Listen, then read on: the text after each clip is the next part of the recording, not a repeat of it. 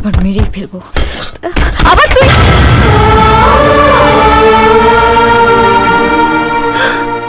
এসো বাবা, এসো এসো এসো। আসলে ও ভেবেছিল শঙ্কর। তুমি ওকে ছেড়ে দেবার পর থেকে সবাই মেয়েটাকে এত বিরক্ত করছে। আমি ওর হয়ে তোমার কাছে ক্ষমা চেয়ে নিচ্ছি বাবা। ক্ষমা তো আমি আপনাদের কাছে চাইতে এসেছি।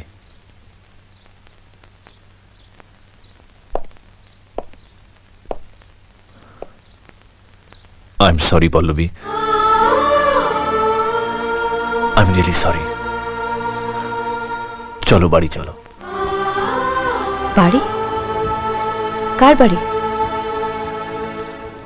তোমার বাড়ি,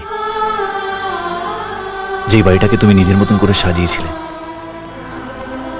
আজও সবকিছু ঠিক সেরকমই আছে পল্লবী।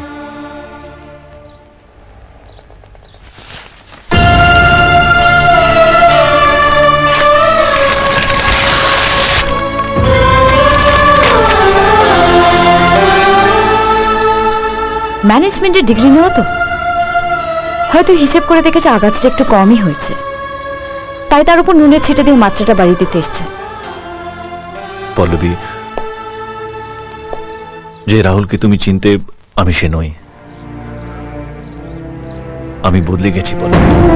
আপনি নন, আপনার মুড বদলেছে। তখন বাড়ি থেকে বের করে দেওয়ার মুড হয়েছিল, এখন আবার বাড়িতে তোলার মুড হয়েছে। আমি কি হ্যাঁ খেলার পুতুল? যতক্ষণ চাইলেন খেললেন, খেলা শেষ হলো তো ভেঙে ফেলে দিলেন। আমি আপনার কাছে কি জানি না, কিন্তু নিজের কাছে একটা সম্মান আছে। কখনো কারোর মন নিয়ে খেলবেন না প্লিজ। ভালো রান্না করলে 5 স্টার হোটেলের কুকের সঙ্গে তুলনা, সেবা করলে মাদার টেরেসার সঙ্গে তুলনা। আরে বাবা, কোনো স্ত্রী তার স্বামীকে ভালোবেসে সেবা করলে তাকে ভালোবাসা দিয়েই সম্মান দিতে হয়, সার্টিফিকেট দিয়ে নয়। আপনি সেদিন বলেছিলেন যে আমার মধ্যে আপনি আপনার স্ত্রীকেই খুঁজে পান না। সেদিনই আমি বুঝতে পেরেছিলাম যে কাউকে ভালোবাসার মতন মনই আপনার নেই। সেদিনই আপনার উপর আমার ভালোবাসাও মরে গেছে। পল্লবী,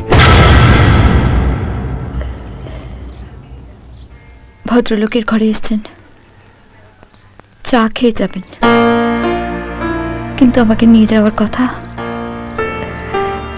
উচ্চারণও করবেন না।